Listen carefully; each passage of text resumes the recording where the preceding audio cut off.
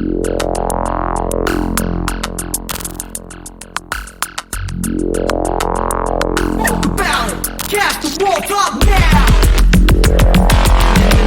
to Molotov Now, a podcast about taking action. In Molotov Now, we analyze and discuss news articles and stories of resistance from around the globe and connect them to our struggles here at home in Aberdeen, Washington. In the spirit of building solidarity between the rural and the urban, we hope to inspire direct action in the face of oppression and to light a fire to find each other in the darkness.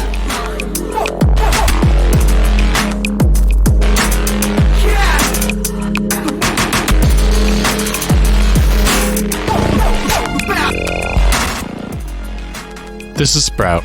And this is Charyan, and we are hosts of Molotov Now. Thank you for joining us on this episode of the podcast. In part one of this episode, we covered the articles written by the Daily World chronicling the moves the city made to evict the homeless from their longtime community at the river camp. This part of the episode will be a continuation of that story, but with a switch to reporting from the Harbor Rat Report, then still publishing as Chehalis River Mutual Aid Network. This will help us bring the other side of the story to bear, since the Daily World is usually quite biased against the homeless. We have been in conversation with the homeless since we began our work, and it is those perspectives which now influence the reporting more than the quotes from police and city officials. Through this, we get more of a sense of the anger inherent on the side of those being oppressed and traumatized by the city. We hope to tell these stories with more in-depth interviews in future reporting. One of the most humanizing activities we can engage in is storytelling. Telling the stories of those on the streets can bring them into focus as an actual person and not just some abstract drug user or mental health patient someone doesn't know. We have a couple of articles to cover in this episode about our local far-right fascists and their efforts at securing seats on city council and the county commission in order to eradicate the homeless from our town. We will hear about their denial of a local low-barrier shelter and how they sent back millions of dollars in state funding for the project. We will be discussing our community's reactions to multiple winters here in the Pacific Northwest, as well as far-right reactions to the multiple manufactured crises, such as garbage, porta-potties, and needles. Oh, also that transphobic Star Wars shop that went viral in that video and brought in Proud Boys from as far as Portland, Oregon. Fun stuff. Yeah, that was an alarming experience to go through. We never expected to have to deal with that level of paranoia about our group's actions, or that much participation by actual fascist street gangs from outside our town. Truly remarkable. So along with these articles detailing the rest of our story, bringing us to the present day, we've got music from Daze and the window-smashing job creators again this episode. And please stay tuned for our monthly Radical News Roundup after this brief message from our sponsor. Hello, Grace Harbor and outside listeners. Let us introduce ourselves. We are the Black Flower Collective, and we're a new business in Grace Harbor. We are a worker-owned and operated enterprise dedicated to the creation of a world in which individuals have the autonomy, knowledge, and resources to create fulfilling lives and communities free of oppression. Our mission is to learn together the ways in which to healthily relate to each other and our environment. We seek to sustain and nourish our collective through fulfilling work, personal empowerment, and an equitable compensation while providing a hub for political thought and culture in Grace Harbor County. For a more detailed list of our planned projects and goals, check out our website at blackflowercollective.noblogs.org.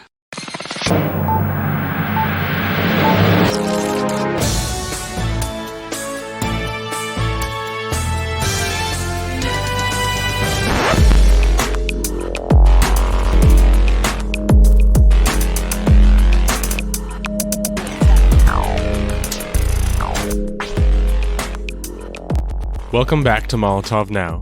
Before we begin to dive back into the articles depicting the recent local history of the homeless, we have a quick update on recent news in Washington State. A federal judge in Washington State has dismissed Salem, Massachusetts Corporation's SLAPP suit for the second time. From Seattle, Washington. For the second time in nearly 3 years of litigation, a federal district court in Washington state dismissed all claims made by the Satanic Temple against 4 of its former members. The court found that, the federal claims having been previously dismissed, it lacked jurisdiction to hear the Satanic Temple's remaining state law claims. We appreciate Judge Richard Jones confirming that the First Amendment still exists in this country, Defendant David Johnson says. religions are not immune from public criticism. After a schism in March 2020 in the Washington State chapter, the temple alleged that the then social media manager Johnson used what had been the local chapter's Facebook page to post criticism of the temple and how its leaders' actions had not lived up to the Satanic Temple's own stated tenets and values. This criticism came in the form of news articles, other former member testimonies, and past actions by the Satanic Temple co-owners Kevin Solling and Doug Missico. Missico has also used the public pseudonyms Doug Mesner and Lucian Graves for the temple, while Solling initially used the pseudonym Calvin Solling for the lawsuit and uses Malcolm Jerry for the temple. We're not the first people the temple has tried to bully or abuse into silence, defendant Leah Fishbaugh said. We're determined not to let the Satanic Temple intimidate us.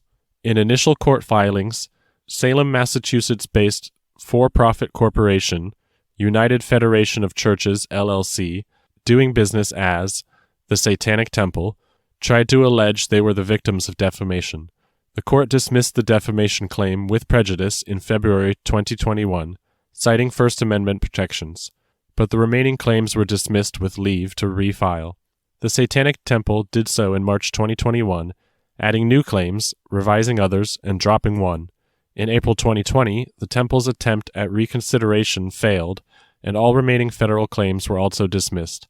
In June, the Satanic Temple's lead counsel, Matt Kezhaya, admitted on his Reddit account that he needed to come up with, quote, a credible justification that it is not impossible a jury could legally award at least $75,000 in damages, and that he hoped legal defense costs squeezed, quote, every last penny from the defendants' living corpses, and anyone that gives them the time of day. The Satanic Temple accused us of forming a competitor organization to their religion based on a Facebook comment saying, quote, the Satanic Temple Chew, Electric Boogaloo.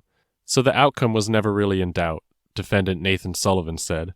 But like the old saying, you can beat the rap, but you can't beat the ride. This slap suit did what it was supposed to do for them. SLAP stands for Strategic Lawsuit Against Public Participation.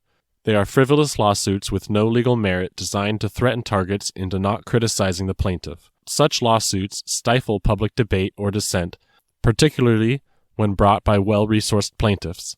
This has been a strain on our families, on our personal relationships, on our financial security, and on our physical and mental health, defendant Leah Fishbaugh said. I'm ready to finally have my life back. As of December 2022, total legal costs for the defendants exceeded $100,000. In Walla Walla, a report by the Union Bulletin read, the trial of Brandon O'Neill, the man accused of shooting a law enforcement officer in the face in September, has been delayed to March 21st. O'Neill, 37, of Walla Walla, was in Walla Walla County Superior Court in front of Judge Brandon L. Johnson on Wednesday, January 4th, for a pretrial hearing because his trial was originally scheduled to start January 24th. His attorney, Julie Carlson Straub, requested more time, but said she did not want the trial pushed back too far. She asked for a new date in March. Walla Walla County prosecuting attorney Gabe Acosta, who took office January 1st, also said he wanted the delay because he just took the case over from retired prosecuting attorney Jim Nagel. O'Neill is charged with first-degree attempted premeditated murder, first-degree assault with a deadly weapon, attempting to elude police, threatening to bomb with an intent to alarm, and harassment with threats to kill. First-degree attempted murder and first-degree assault are Class A felonies with a maximum penalty of life in prison. Threatening to bomb is a Class B felony with a maximum penalty of 10 years in prison. His other two charges, Class C felonies, carry maximum sentences of 5 years in prison. O'Neill is accused of stopping his vehicle near Washington State Patrol Trooper Dean Atkinson Jr.'s police vehicle on West Poplar Street, getting out and shooting the trooper multiple times in the hand and face, according to court documents. Earlier on the day of the shooting, Walla Walla County Sheriff's Office deputies evicted O'Neill from his Walla Walla apartment. According to the court documents, an eviction summons application filed by the apartment's property management company cited an alleged threat by O'Neill to execute any cop or manager who tried to evict him. In a post made by the Facebook account Expose Fascism Walla Walla, O'Neill was being served eviction papers by Atkinson. O'Neill is a formerly unhoused resident of Walla Walla and was for years. When faced with the prospect of eviction and therefore returning to the streets, O'Neill said, quote, I will execute any officer or manager they send. Dean Atkinson was the responding officer who delivered the eviction notice. O'Neill responded by shooting Atkinson. This was stated in the original deposition. The cops have since changed their story, trying to assert O'Neill simply woke up in the mood to hunt police down in order to mount a more damning case against O'Neill. This was not the case. Dean Atkinson is now being hailed as a local hero. They have minimized to obliteration the fact that Atkinson was delivering a man what amounts to be a death warrant before a particularly brutal cold snap. A desperate man was cornered and acted in desperation, refusing to go quietly. For context, there have been 2 police shootings by Walla Walla Police Department in the last decade. One resulted in a death. The other resulted in a man being paralyzed from the neck down. The second man was shot in the back. The gun found in his truck was a BB gun. Both men shot by Walla Walla Police Department were in the midst of a mental health crisis. O'Neill, presumed by the tips that have been submitted to us, have been a recipient of Social Security income, also had a diagnosis, and had a history of disability and mental illness. This time, the desperate, victimized by both our criminal injustice system and our property development practices, which pushes our poorest, most vulnerable community members around onto our streets, bashed back. Walla Walla Police Department and Walla Walla at large certainly did not appreciate the shoe being on the other foot, or the taste of their own bitter medicine. They did not hesitate to deliver to Christopher Borland, Casey Leon, or our unhoused neighbors during the 2014 golf course sweeps. It ended a lot better for Atkinson than it ever did for Borland, Leon, or the countless unhoused members of our community who so regularly experience brutality at the hands of our police that it doesn't even make the local news. Our local paper doesn't have the guts to speak on it, preferring instead to act as glorified advertising for our dubious tourist industry. Pointing this out to the Union Bulletin will result in an immediate ban from their Facebook page, while a celebration of police brutality and fascism does not. Walla Walla celebrates this type of brutality when committed by the police against the vulnerable. Like O'Neill, because we are a desperately cruel town where poverty, disability, and mental health is concerned, we hail those who commit such acts of human atrocity as heroes. We despise those who refuse to go quietly. O'Neill made carrying out this eviction as dangerous for the police as living on the streets was for him. We unapologetically feel the same gladness for O'Neill's defiance that the police and their supporters feel when the Walla Walla Police Department commits acts of breathtaking cruelty toward men like O'Neill. After all, turnabout's fair play. I will execute any officer or manager they send. These are the words of the revolutionary, one who had truly nothing to lose but their chains. And though those chains may wrap tighter now, they have loosened and weakened the chain for those to come. For unrelated reasons, we would like to give a shout out to the Facebook page Kalashnikonviks Local 187. In other news, in a report published by the Free Thought Project, a cop arrested after video showed him conducting mass shooting that injured 6 innocent people. It took nearly 6 months for the officer to be arrested despite video of the incident. From Denver, Colorado. In lower downtown Denver, 6 innocent people were shot as multiple gunmen opened fire into a crowd of people early on a Sunday morning on July 17, 2022. Originally, one was held accountable because the bullets, which struck innocent people, were taxpayer-funded. All that changed this week, however, when Officer Brandon Ramos was hit with a slew of charges related to the shooting. According to the indictment, a grand jury charged Ramos with 2 counts of second-degree assault, both felonies, and 12 misdemeanor counts, 6 counts of third-degree assault and 1 count of prohibited use of a weapon, with 5 counts of reckless endangerment. The indictment came after 17 witnesses spoke up about the horror they experienced that night thanks to Ramos.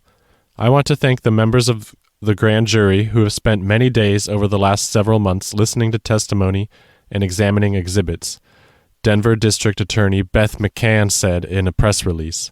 This is a very serious matter, and I appreciate the time and attention each of them devoted to this important decision.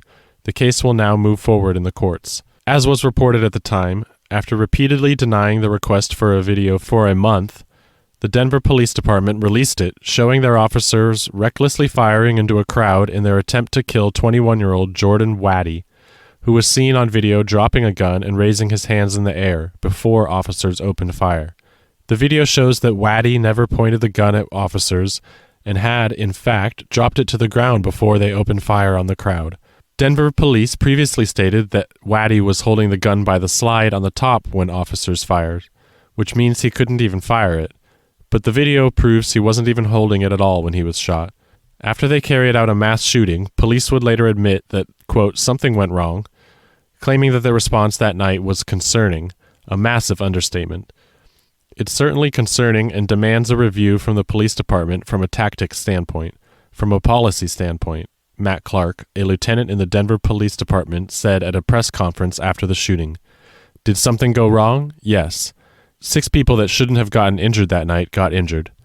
Indeed, any time innocent people are harmed by the state, something has gone terribly awry."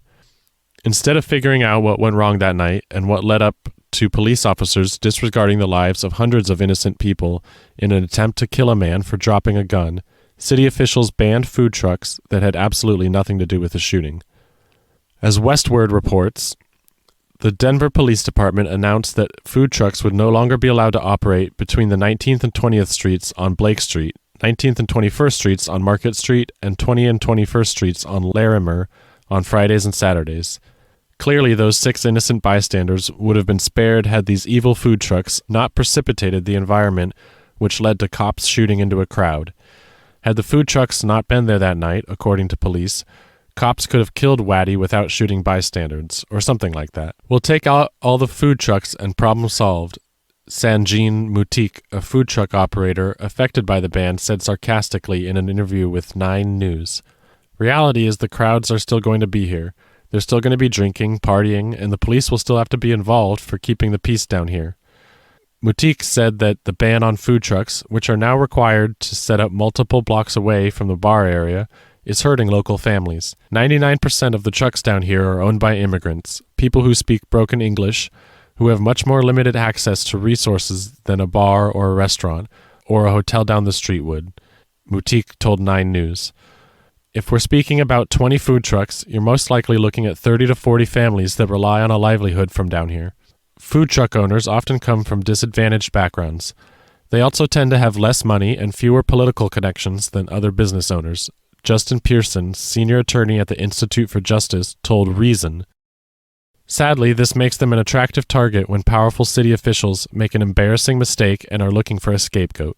On the same day body camera footage was released, Pearson penned a letter to the Denver government appealing to logic by explaining the food trucks had nothing to do with hurting bystanders. Although recent violence in the neighborhood supposedly motivates this ban, it is undisputed that food trucks had nothing to do with the violence, Pearson wrote, adding that the ban is misguided to punish certain small business owners who had nothing to do with the problem while allowing others to remain open. Pearson said that the ban not only hurts these small business owners for no reason, but it actually makes the area less safe. Worse, if the concern is public safety, then banning food trucks is counterproductive, Pearson said, citing a 2012 study conducted by IJ, which found that food trucks actually serve as eyes on the streets and make the streets a safer, more enjoyable place to visit. Their presence can help prevent crime and revitalize underused public spaces. In other words, banning food trucks from an area makes that area less safe, not more. Only government would think that pushing innocent, struggling families further into poverty is a solution to government hurting innocent bystanders a month earlier. Shameful indeed. At least for now, some accountability appears to be flowing in the right direction.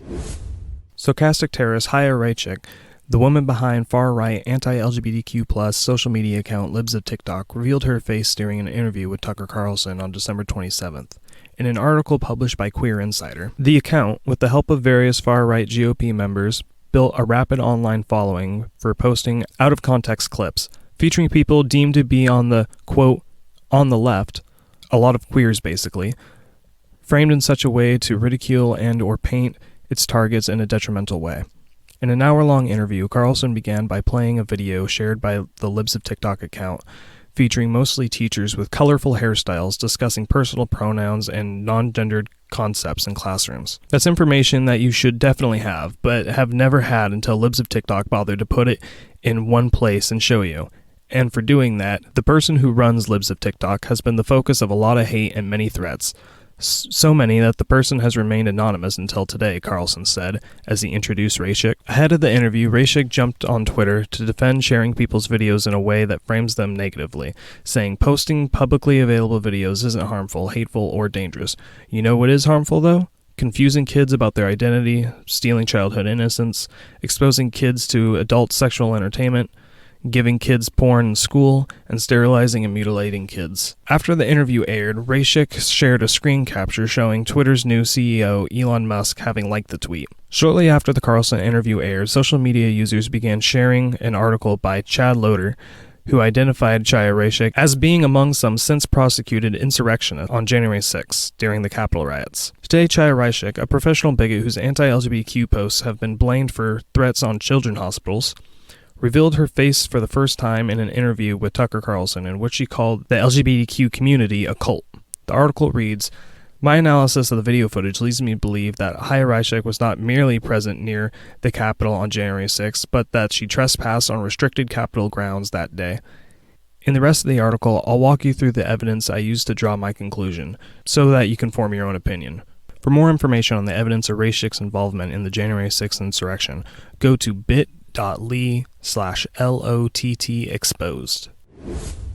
Oklahoma has released a new bill requiring forced detransitioning of transgender adults under 26 years of age, as reported by Aaron Reed. A terrifying new bill was released late Wednesday night in Oklahoma that would ban gender-affirming care for a huge number of people. Oklahoma Senate Bill 129 would ban gender-affirming care under the age of 26 years old. Gen Z would be entirely banned from gender-affirming care under this bill. This prospect is terrifying because Gen Z has been the most open about transitioning, and a bill like this would medically detransition a huge portion of Oklahoma's transgender population. This comes after other states like New Hampshire and South Carolina saw bills filed to raise the age of transition to 21, and places like Florida utilized a sham medical board to ban gender-affirming care under 18.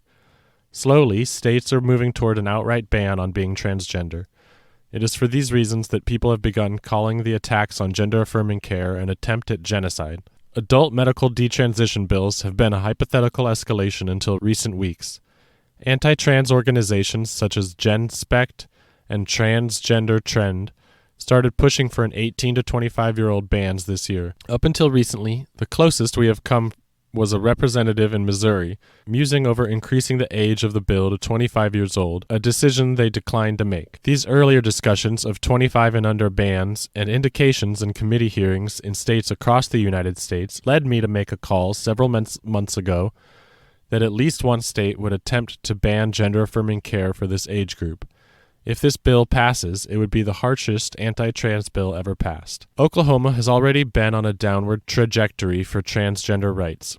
Anti-trans bills have been filed and passed in the state multiple times this year. One bill threatened to defund hospitals if they provided gender-affirming care for trans youth. The hospitals relented and stopped offering gender-affirming care for this population.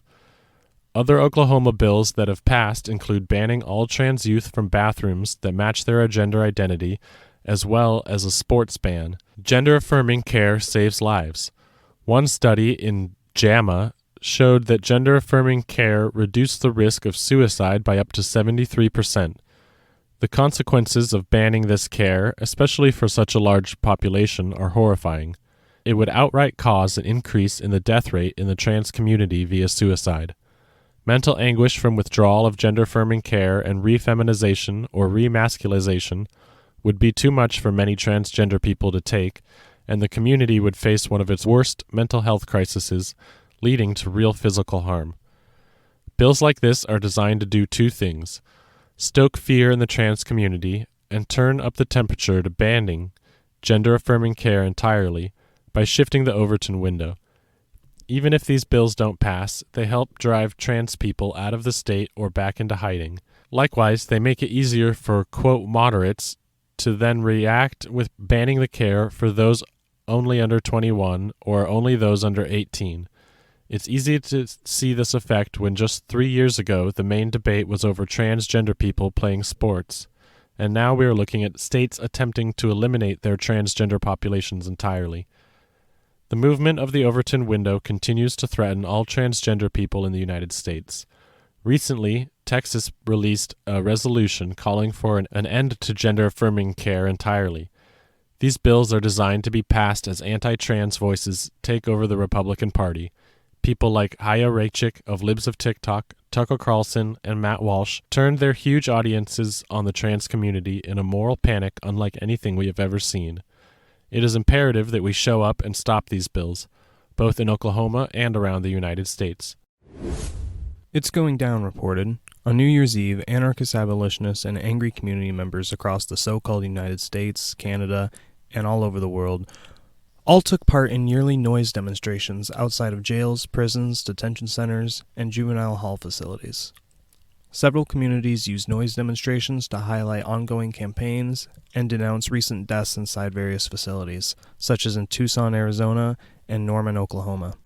In Brooklyn, New York, for 2 nights, people marched and rallied, protesting the 19 deaths that took place throughout 2022 on Rikers Island.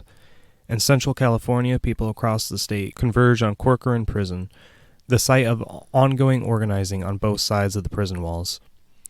For more information on this story, check out the article Noise Demos Ring in New Year Against Backdrop of Increasing Police Violence and Growing Prisoner Resistance by It's Going Down. Other recent IGD headlines include, on January 3rd, Community Defends Library event in New York against violent police, Proud Boys, and neo-Nazis.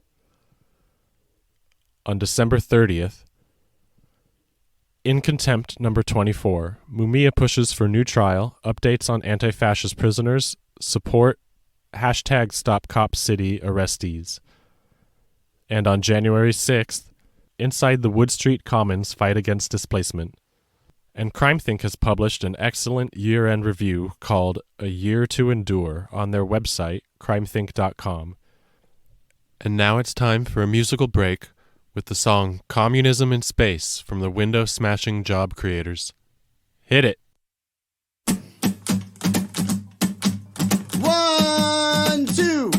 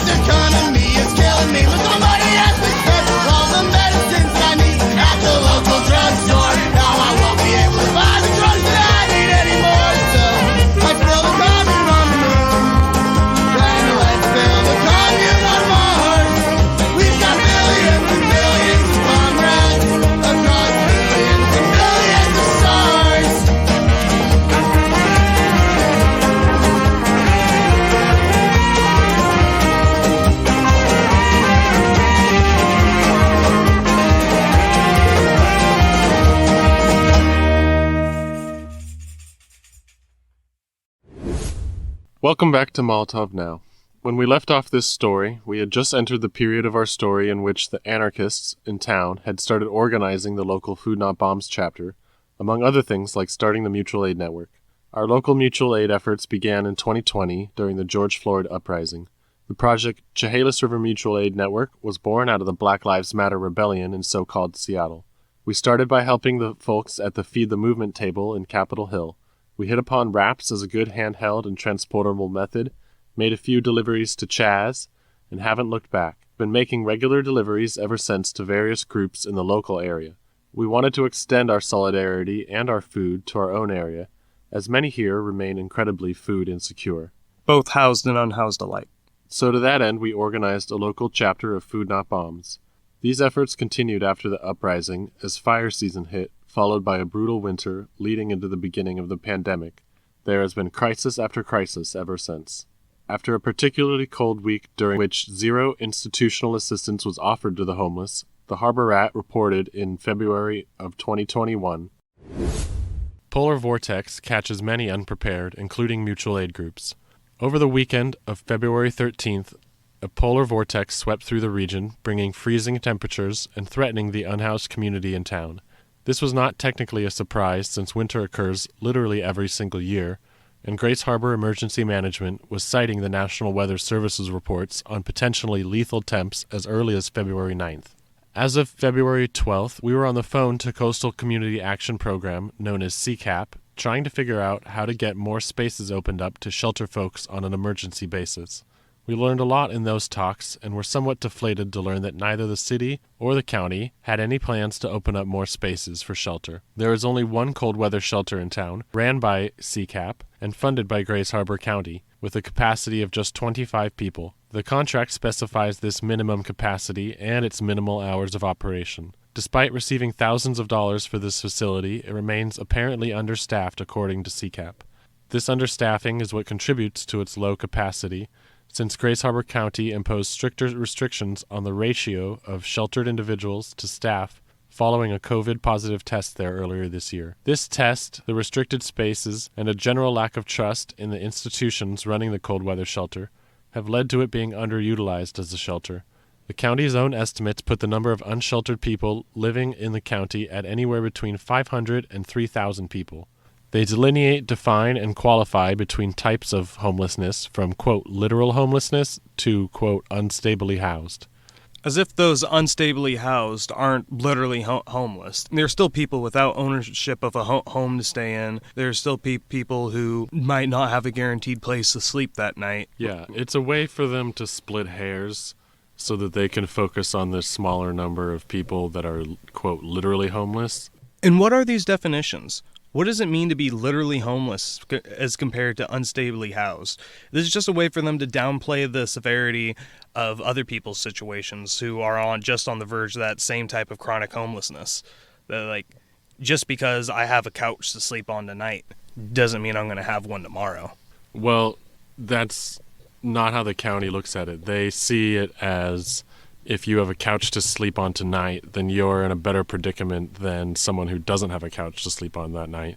And so it's a way for them to split hairs and say that we're helping people we're focusing in on the literally homeless because they're the worst off, whereas actually it's not 500 people, but 3,000 people who are actually homeless in the county. So split apart, these numbers range from roughly 500 to 700 people who are literally homeless, and 3,000 who are unstably housed. Needless to say, the county's 25-bed shelter is insufficient to shelter even the lowest estimate. This is just ridiculous. There's nothing that they could say or excuse to say that they weren't prepared for the capacity of homeless people that would be. By their own estimates, they know how many people in the street need help, and they chose to only fund for 25 people and claim that's enough and that solves everybody's problems. Yeah, by their own count, at least 500 people are literally homeless in this county. And yet the shelter beds that they offer is 25. On the evening of February 12th, with the snow piling up to dangerous levels, we at Chehalis River Mutual Aid Network stepped our work into overdrive. Donations were requested and received, and we distributed all the hot food we could. We provided cold weather gear to those unable or unwilling to go to the shelter overnight. We told our friends we would check back on them in the morning and left them out in the snow. We were caught unprepared by this weather event and did our best to rally and provide and learn from the experience. We here at Chehalis River Mutual Aid Network are not yet at the capacity of being able to open and run a shelter of our own. So we refocused our attention on our previous mutual aid work, distributing food and supplies to the unhoused where they are at. We learned that transportation is one of the largest hurdles to folks utilizing even the current cold weather shelter, since it is difficult to move all of one's belongings that distance each day. A 24-hour zero-barrier shelter would solve this issue, and a 24-hour shelter run as a mutual aid hub and not an institutional charity would be even better. But until radicals can effectively address the root causes of these material conditions, no amount of cold weather shelters will be enough to shelter us all. Capitalism will continue to evict us onto the streets for being poor, and then harass those of us in snow-covered tents in the middle of a pandemic, housing crisis, and snowstorm, as the police did during and after this extreme weather event. So you can see from this article that when we first got started, even we were caught off guard by stuff. We realize no one's perfect all the time, and mistakes happen. The thing is, the County Emergency Management Office is not made up of first-time volunteers figuring stuff out as they go. These are supposed to be professionals who know what to do during a crisis, right? How could they be caught off guard by this? And you can also notice how one part of the county is either not talking to the other part, or the county commissioners deliberately ignored the warnings from the Emergency Management and National Weather Service. And what was the plan with the 25-bed shelter? That was the minimum amount they could provide by contract. Why would they not go above and beyond that? Why have 25 beds become the norm? Like every shelter that opens up nowadays is 25 beds by, standard. Yeah, but 25 beds for 500, 700 people? It's like minimum wage. It's just the people in charge telling you that if they could pay you less, they would. If they could give you less beds legally, they would. Well, and like you said, if someone gets kicked out of the place they're staying at, being unstably housed, there's another person fresh on the streets who's going to go to this shelter and be told what? Sorry, we're full? In a snowstorm? It really makes me want to do everything we can to get the Black Flower Collective project up and running so we could start to offer the sort of resources that are actually needed in this town, rather than the faux pandering of concern by the city council, while actively progressing in a soft genocide of our homeless populations. The City of Aberdeen has been on a crusade against the homeless for years now. They routinely generate their own problems. One of the most infamous around town is the garbage along the streets. From the Harbor Rat Report in 2021. Local outrage over garbage devolves into dehumanization of unhoused community. The latest round of reactionary outrage over the, quote, garbage that has steadily been accumulating in and around downtown Aberdeen began as a Facebook post by local businessperson Kelly Carlson Daniels. Miss Daniels has had enough of the wrappers and shoes strewn about her city and decided to do something about it.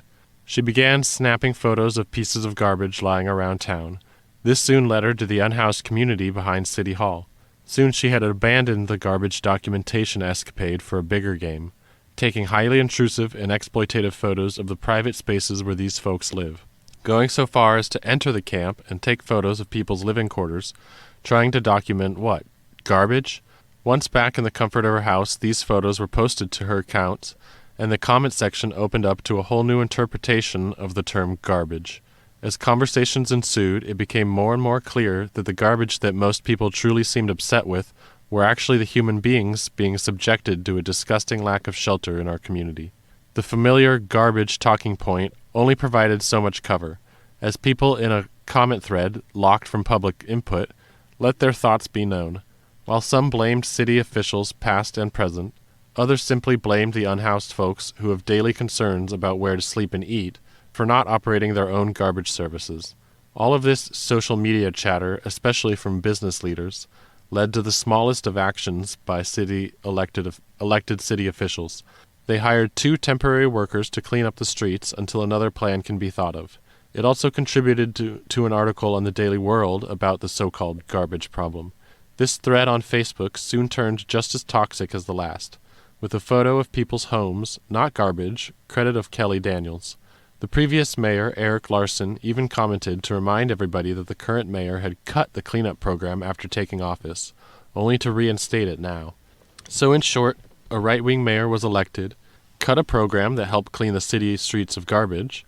The people who voted for him did not appreciate the marked increase in garbage and complained to have him reinstated. All the while, the homeless were blamed. A fine example of electoral politics if there ever was one. What we need is not partisan politics, but mutual aid. Reacting to the amount of money the city allocated for the temporary workers, some suggested the unhoused folks clean up the streets of their city, or face some sort of banishment from the city. Perhaps not realizing that while the unhoused will clean up after themselves if given the proper resources, they are not responsible for cleaning up all of downtown, as they are certainly not the only people littering. And if their complaints now are that they can't exist without littering, why would they expect them to be the ones to pick it up? They obviously weren't able to do so in the first place, within their own logic.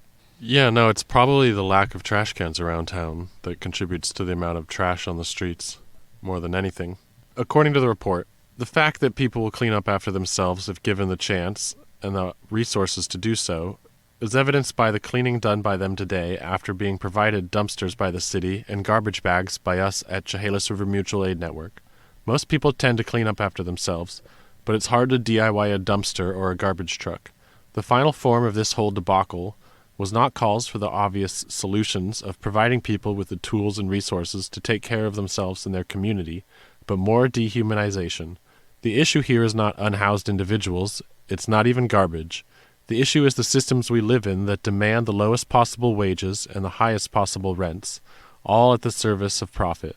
It is clear that neither left-wing or right-wing politics are sufficient to solve any of the problems we are facing today. In fact, they have largely been responsible for creating and perpetuating the systems that oppress us all. There is no doubt that the bureaucracy will grind on, as it has for so long, leaving many in its wake. We do not need them. So I wanted to note that the garbage dumpster that was at Tassel when it was still open was removed by the city, and that's large reason why there was so much trash accumulation at camp after that. Another manufactured crisis. The local fascists in town seized upon the issue of trash and attempted to use it as a site of organization to bring in people interested in simply cleaning up their town, while introducing them to anti-homeless narratives and taking exploitive pictures of their escapades into people's tents and camps, from a report filed in March of 2021. Local anti-homeless, anti-addict hate group Save Our Aberdeen Please, also known as SOAP, Soap scum! was out on the streets on Sunday, March 14th for a photo op with local right-wing politicians. They have couched their exploitative actions with the language of, quote, cleaning up their city, with many making comments alluding to who they might consider to be a part of their town. Well, it was a great performance, and that's all it was. They snapped a bunch of dramatic and shocking staged photos as they always do. This PR stunt was clearly meant to recruit people and get likes, rather than actually address any of the issues that lead to such conditions. Once again, there will be harmful policies enacted, creating a situation they can again react to with outrage and use as fodder for more fear-mongering.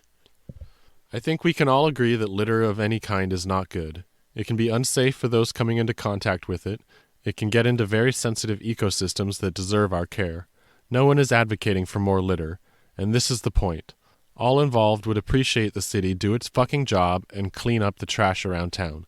But if your critique of the problem stopped at the surface, then we will never get into the roots of the problem and begin to address them. Garbage is not the problem here. The problem is that so many of our neighbors experience homelessness and addiction. The garbage is supposed to be collected by the city we pay to clean this place. The city seems perfectly happy to let this relatively minor issue get so big it becomes the boogeyman the right needs in order to gather support for their anti-homeless crusade. A deliberate confusion of the problems, their causes, and their solutions are a part of the clever strategy being employed by this group SOAP. This is a deep-seated problem with very complex and nuanced solutions, admittedly not as easy as simply picking up trash. What we need is an organized community and working-class solidarity. That is, seeing the people around us who are out of work or out of doors as our friends and neighbors.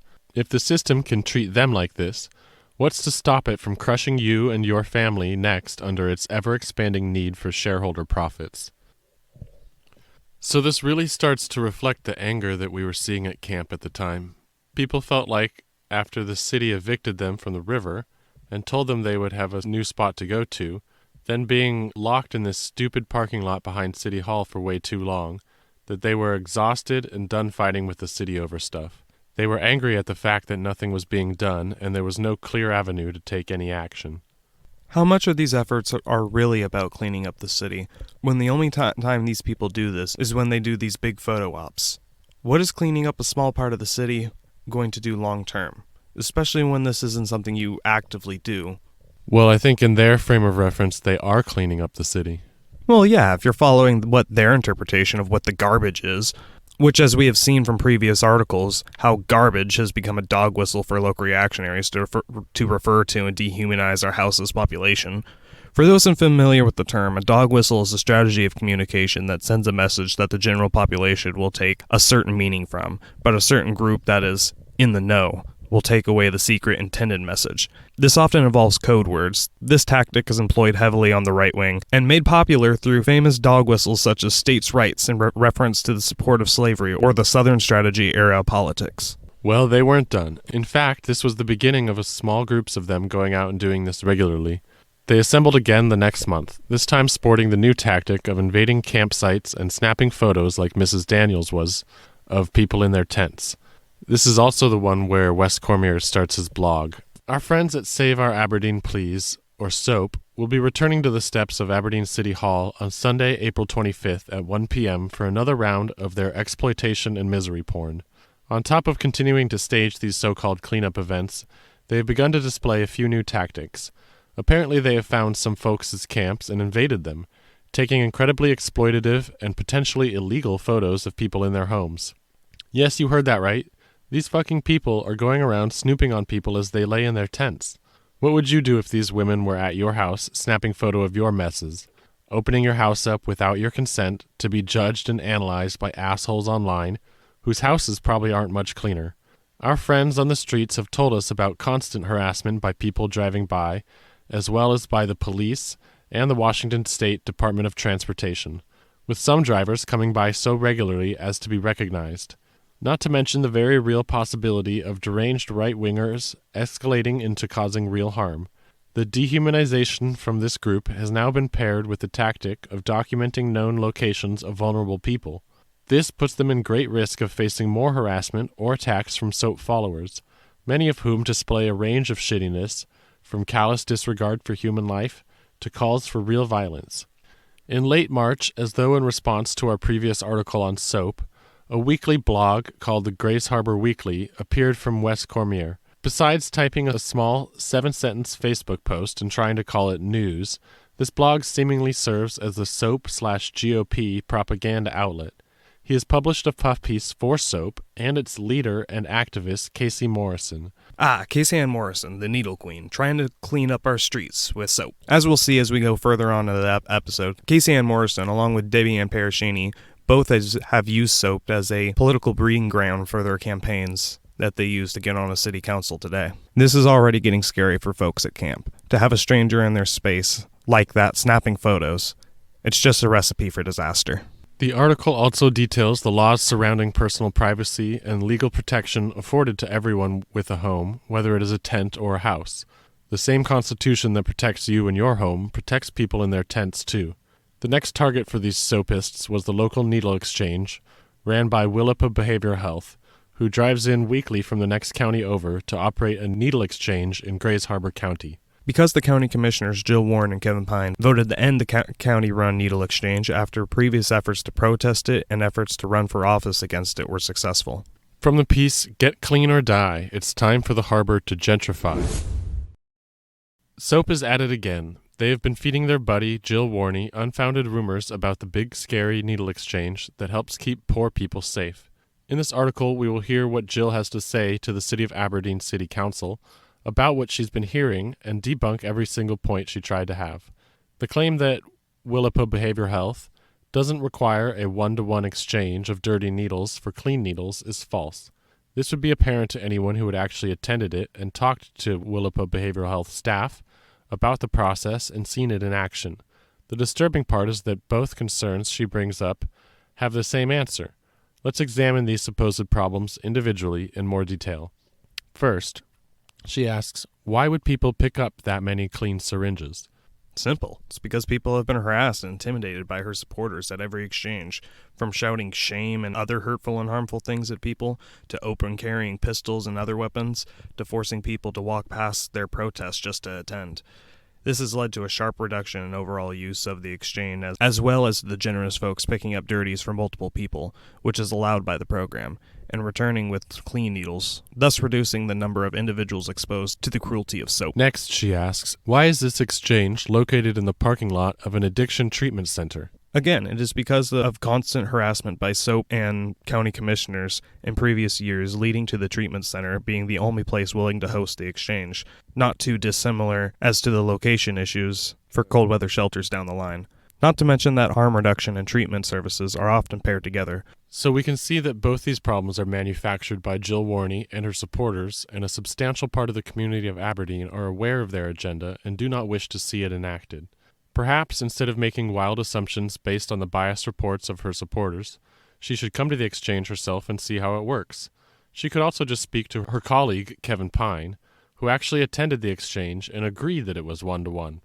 Maybe she could simply consult the most recent science that is clear on the effectiveness of harm reduction services.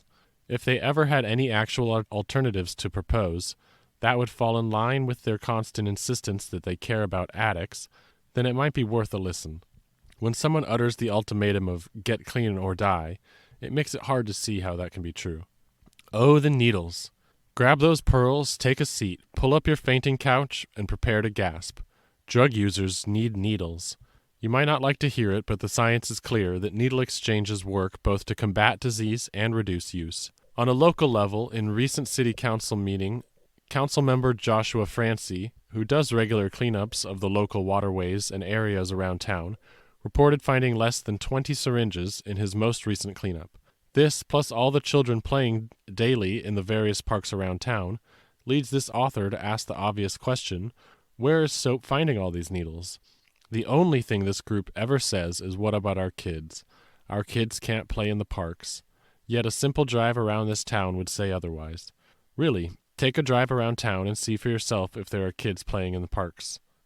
It is also not at all shocking to know for a fact that this hate group targets the unhoused and their encampments exclusively, reporting them to their rabid base as well as the city. Yet another drive around this town will demonstrate all the places nowhere near a homeless encampment that are filled with trash SOAP doesn't seem to care about. Anyone can take a photo of a stack of needles you've collected and claim foul, but there is zero actual evidence. But when your buddies are in the positions of power, you don't need anything but rumors. So their agenda is clear. You use your hate group to rally the base and get Pete Shave elected mayor of Aberdeen. Use him to help close Tassel as soon as possible, without any alternatives, as was once promised.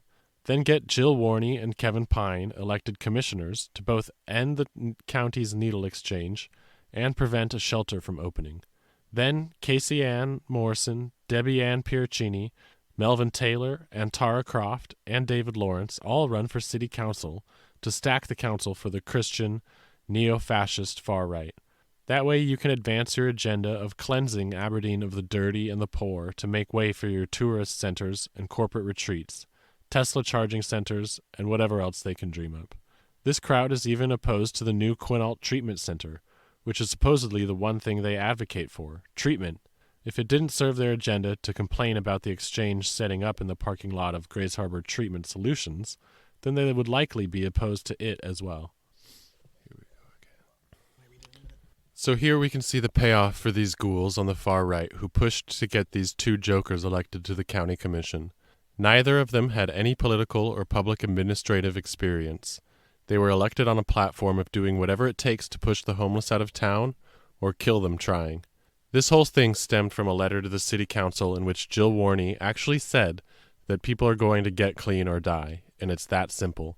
She seems to accept this brutal logic, and the consequence is that our elected leaders think that there are only two choices in this matter. They always try to couch their criticism in the idea that if only you did things through the proper channels and only take the route that they prescribe to stability through treatment centers, then they would finally be appeased.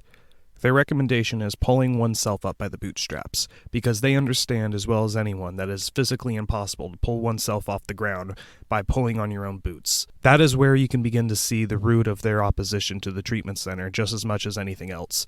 Even when it's treatment, they are constantly saying is what they want the people to be forced to do, but only through their channels. If it were a white fundamentalist Christian program instead of one ran by the Quinault Indian Nation, their attitudes might be different. Yeah, their big thing is forced treatment and forced labor, essentially. They see these people as simply unproductive and want to squeeze them for all they're worth. They believe falsely that everyone who is on the streets is unemployed and addicted to drugs. This stigma is a persistent talking point of those not fully educated on the situations, or those who know but just don't care. One reason why this reporting effort was started in the first place. The year 2021 was a busy one for us, as we grew our network substantially and added new projects like feeding people 7 days a week with mobile delivery. It was also busy for the local far-right fascists, as they began and were more or less successful in their campaigns for city council seats. As winter approached, CCAP decided not to run another cold weather shelter, and conveniently forgot to let any other service providers know until the very last minute. Luckily, a small local nonprofit called Whole Harbor stepped up and ended up running one of the most successful and controversial shelters in recent memory. You're never going to please everyone, but we saw many people sheltered there who said they had never had such a pleasant experience at a shelter. Chehalis River Mutual Aid Network provided direct aid on a nightly basis to the shelter until its closure in May. In April, though, we saw a fire at the occupied parking lot located behind City Hall at the old temporary alternative shelter location. From the Harbor Rat. In March of 2020, the city decided to close the temporary alternative shelter location, also known as Tassel, and the COVID-19 eviction moratorium prevented them from immediately throwing all these people back out onto the streets. They did not do this out of a concern for their well-being, but at the threat of a lawsuit from the Attorney General. Since then, they have been setting policies and doing whatever they can to kick people out and reduce the population living there as much as possible. They have also stopped accepting applications to get a tent there, so whoever was there at the time is all they're letting in. This is a clear move to effectively close the shelter while not facing any legal consequences. They are also prohibited from evicting people from Tassel because they are incapable of providing alternative shelters. So you can see that the same people pushing to close Tassel are also working against that end by pushing to hold up the shelter. They don't want a camp because it's not a shelter. They don't want a shelter because it's not housing. They don't want housing because of the money. What do they want? It is necessary to say that Tassel was only meant to be temporary, with an original timeline of 30 days. We can see below from the Daily World at the time that the city intended to set up a long-term location to camp at. They even bought the very property that people had set up at by the river. None of this has happened. Since the inception of this project, the City of Aberdeen has neglected the camp. Despite showing up at $100 per month in the Tassel budget, they have not offered laundry service for anything beyond the first few weeks. There has never been a safe and adequate way for residents to heat themselves. Still, if you ignore the $18,600 per month, which we absolutely will not be ignoring, to police the small camp, it is a quite reasonable monthly expense for the city. Unfortunately, the promises made to the people they tore out of the riverside community they had built up organically were never kept.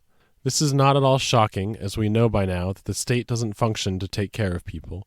It serves the rich at the expense of the poor. This poor management, neglect, and lack of services led to a few health and safety issues at the camp in the months preceding the fire. After almost 2 years of being exposed to the elements, every tent frame has broken, and although the canvases are largely fine, this leaves the occupant of the tent responsible for figuring out some temporary solution to the problem. Many tents do leak, requiring tarps to be used over the tents. The tents, when working perfectly fine, were never meant for long-term habitation and are constantly having to be vented because of all the condensation. This condensation, plus the extremely wet weather we have here, has led to some black mold forming on the pallets below the sleeping areas of the tents. The worst tent was completely cleaned and bedding changed out by the community there, but to replace and clean the entire camp is beyond what they are capable of. Speaking of wet weather, we cannot talk about the experiences of those living outside without discussing winter. This winter in particular was especially brutal. The weather was cold, and COVID-19 added additional hardships and limitations for the residents of Tassel. The winters we get out here may not be the Siberian tundra, but the temperatures regularly reach literally life-threatening temperatures.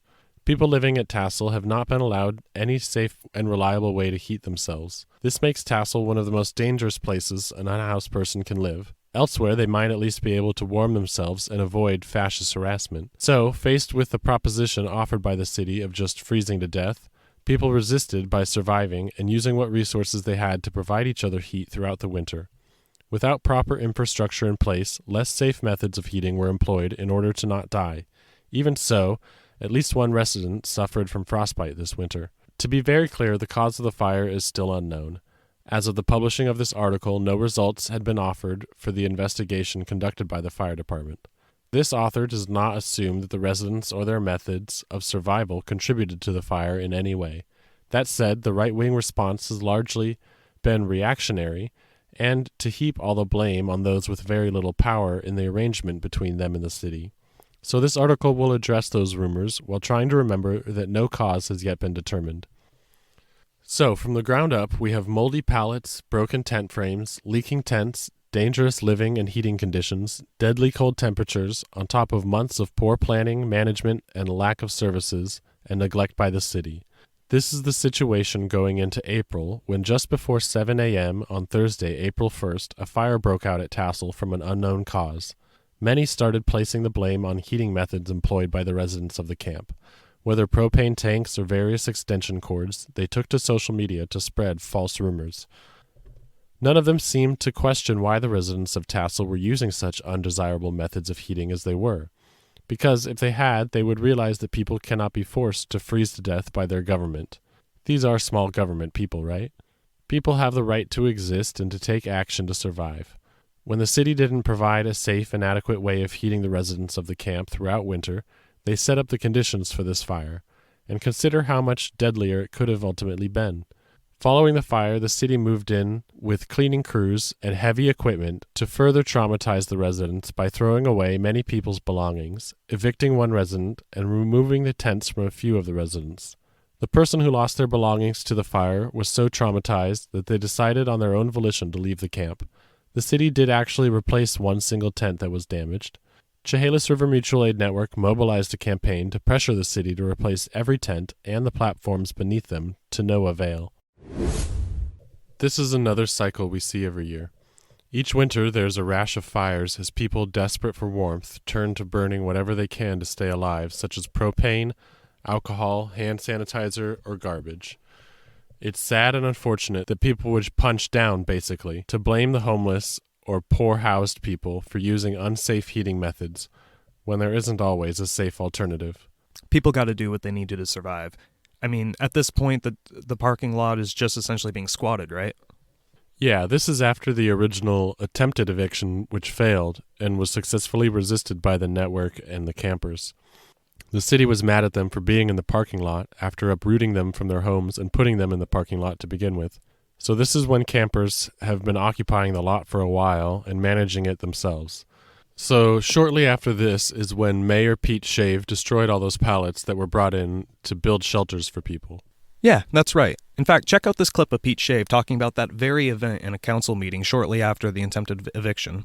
Pete Shave lies about over 5 completely different and made-up issues in a matter of less than 20 seconds. Truly, a man that could give even Trump a run for his money. Sabo, roll the clip. Wait a minute. How did you get in here? Get out of here. We're recording, asshole. Councilmember Ellis. Thank you, Mayor. I would also like to express my regret and sadness at the events that occurred over the weekend, right before a big wind and rain event hit Aberdeen. Pallets have been used to keep tents in homeless encampments up off of the pavement, off of the ground, off of the wet for years, and without creating a fire hazard. Those pallets were being used for that, and also to create a very sturdy and rather decent looking structure to keep people protected. And again, it was a timing issue that just didn't seem very fair. Just because you can doesn't mean you should, especially with this RFQ going out for starting a shelter. We've got some processes in the works. Let's let those run their course. And I know that the camp on the city parking lot has overstayed its welcome, and the space may well be needed by city employees. But let's also have some compassion and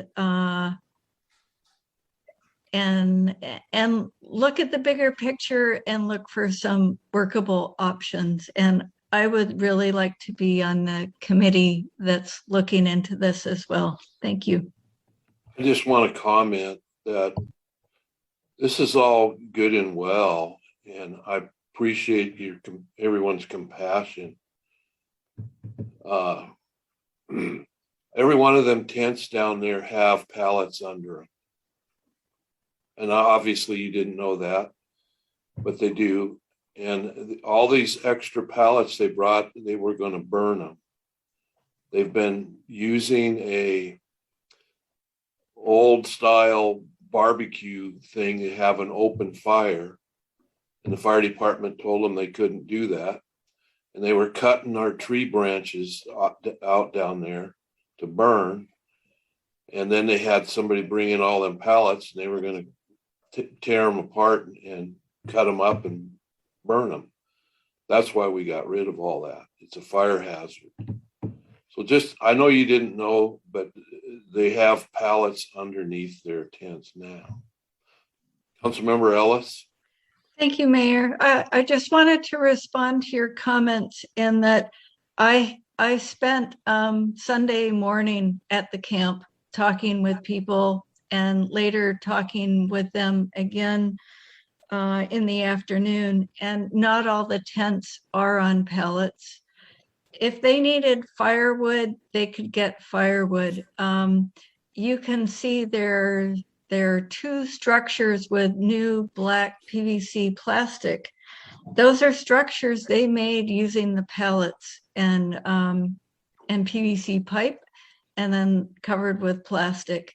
One is being used for a private place to use a restroom, and another was made to accommodate two individuals.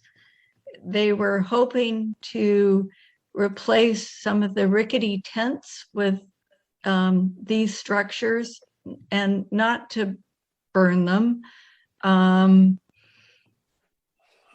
I think that's a misunderstanding, and My eyes must be lying to me. I saw them. Well, I know saw that them cutting the tree branches and stacking them up next to their fire they had going. Mayor Shea, you have the majority support of the council on this right now. It's probably just best to, while you're ahead. I think we've got the opportunity to work with people at the camp. We just need to involve them in discussions and let them know that what isn't acceptable and what is, and work with them. Thank you. Well, at the risk of negating what I just said, what's not acceptable is for them to be in that parking lot. So yes, let's work with them, but they can't be there. That's done. So here Pete Shave lies on over 5 specific issues. Lie 1. Every tent has pallets underneath them. They did not. Many, in fact, were directly on the cold, heat-absorbing concrete. Lie 2. The fire department said they can't use the barbecue. They said it's fine to cook on a grill, and were on the property earlier that day arguing with Mayor Shave about that very point. Lie 3. Wood was cut off branches for a fire. Nope, go look at the trees there for yourself on the live stream Chehalis River Mutual Aid Network had recorded that day if you have any questions. Lie 4. Those pallets were brought in for firewood. There is zero evidence to support this claim, although 2 pallet structures still stand from what had been intended for them, which was building materials. Lie 5. There was an active bonfire at camp. Again, if you wish to see the invalidity of these claims, check out the live stream. That is a lot of absolutely baseless lies and conspiracy theories in a matter of less than 20 seconds that were so off the mark, even a member of his own team on the matter had to pull his reins in before losing ground to his absurd fabrications. Yeah, my favorite part was when he was like, I'm glad everyone's all compassionate and everything, but... Sarcastic as fucking hell. So now we get back to that proposed shelter, or last we heard there was a study for the need for a low-barrier shelter. Well, apparently they came back with 45 beds is what the need is somehow. And then after this, the county put out its call for proposals for the shelter, and chaplains on the harbor applied for the grant and submitted a proposal.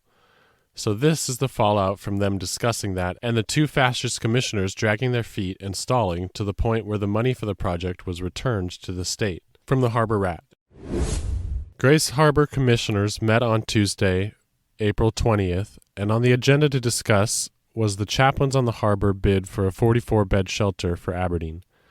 However, Commissioners Jill Warney and Kevin Pine, through their non-action, created no progress for our community members sleeping on the streets. Instead, Kevin shared that, quote, shelters don't work, which is really confusing because the urgent need and solution is pretty simple. Humans sleeping on concrete. A shelter takes them up off the ground and gives them safety. Kevin, how does that not work? Leaving our people on the streets is a better option? Jill, seriously? 44 beds? That's it. That would cover a very small amount of what is actually needed, yet silence is what you had to give us all. One commissioner showed up and spoke up on behalf of public safety and the people, which was appreciated by many. A statement was read into the public record, signed by 124 of Aberdeen's finest. It wasn't a surprise that none of their concerns were the health, safety, or well-being of the population dying on our streets, but instead they were focused on money and retaliation. It's also not a surprise that their narrative fits Jill's and Kevin's. You know, Jim Walsh, Jill, Kevin, same thing.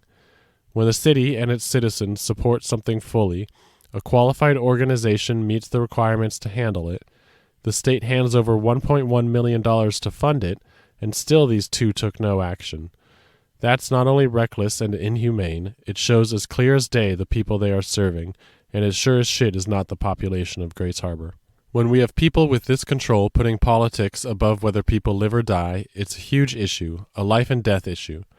We can't be quiet about the inhumane treatment of our neighbors. This is our home, all of us together. When someone is hungry, you add another seat at the table. You don't kick them while they are starving and make them watch you eat.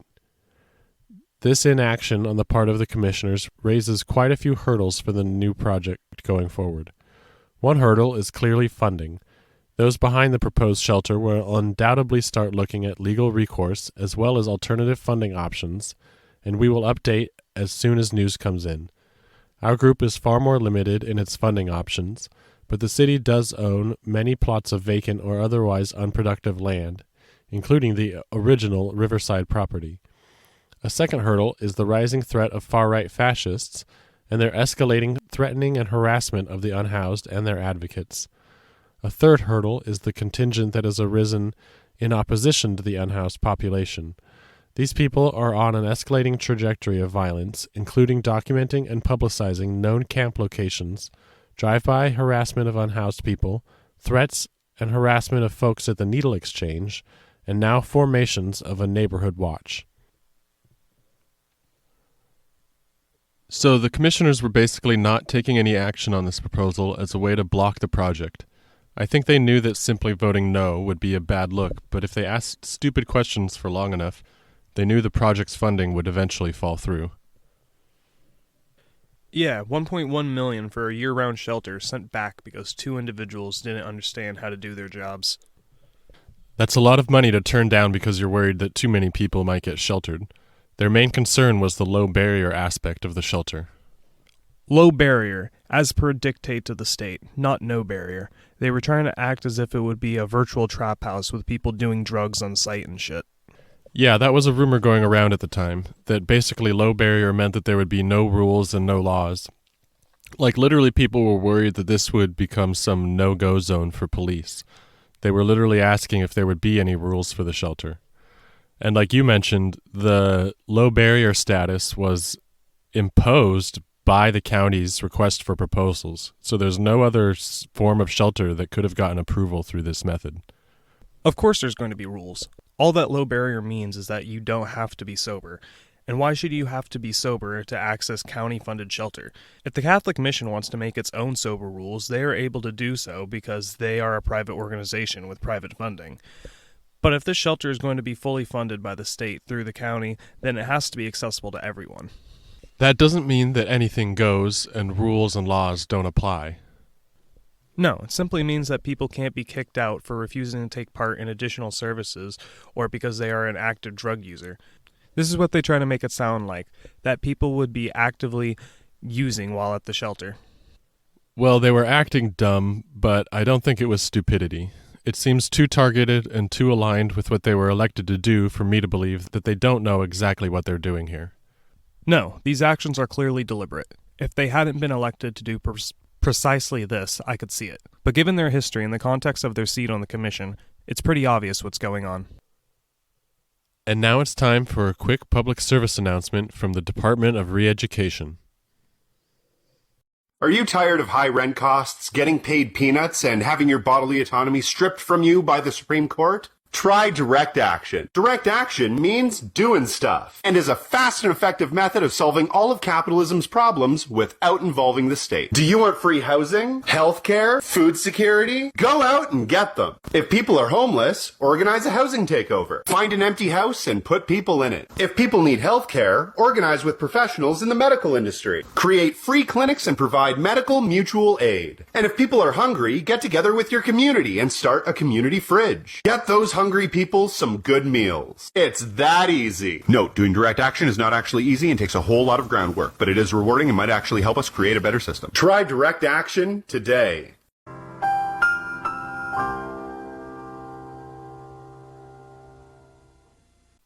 Check out Re-Education's YouTube and TikTok accounts for more great in-depth videos and shorts from an anarchist perspective. Okay, you ready for Star Wars? This one is a big one to get through.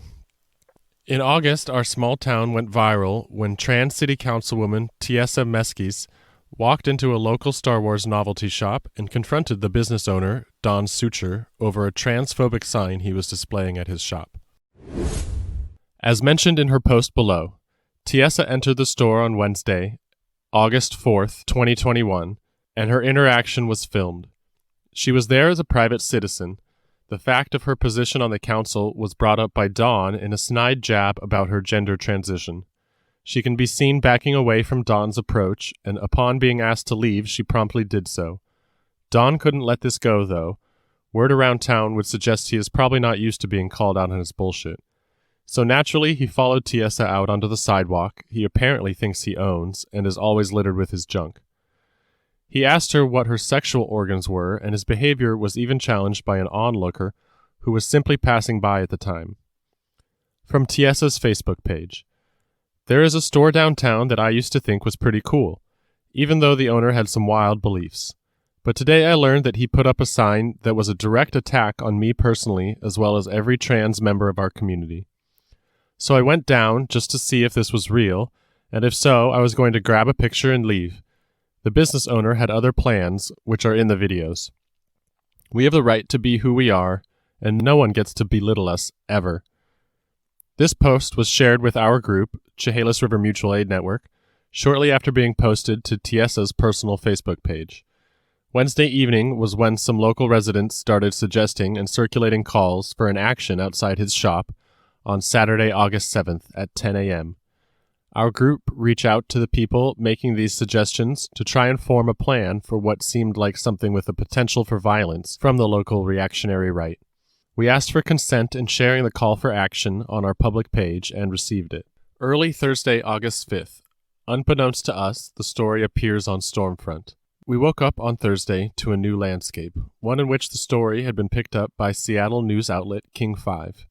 one in which the right-wing reaction had already gone far beyond what we had originally expected.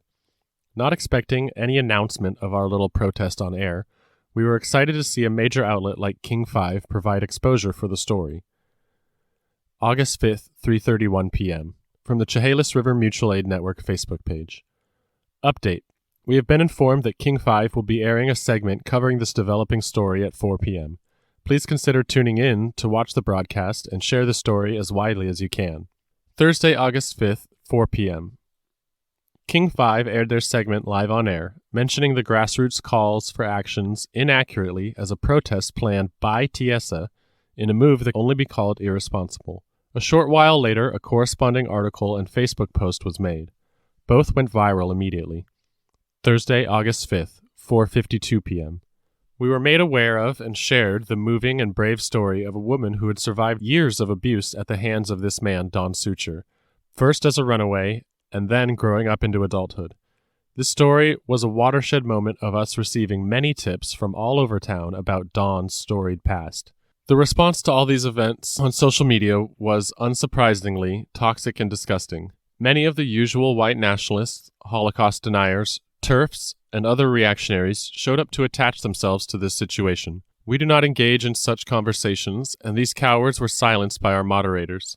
Although we were certainly not surprised by the reaction online, nor the possibility of some local assholes showing up armed again, as we have seen in the past, we never expected what happened next. Even with the low level of risk presenting itself as Thursday drew to a close, the Mutual Aid Network tried to impress upon those calling for actions the importance of transparency, and that we felt the situation called for a full cancellation in the name of safety.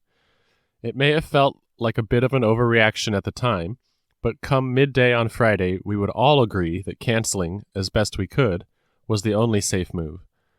We at Chehalis River Mutual Aid Network also realized that simply posting a cancellation on our page wasn't going to reach everyone that the original call-out did.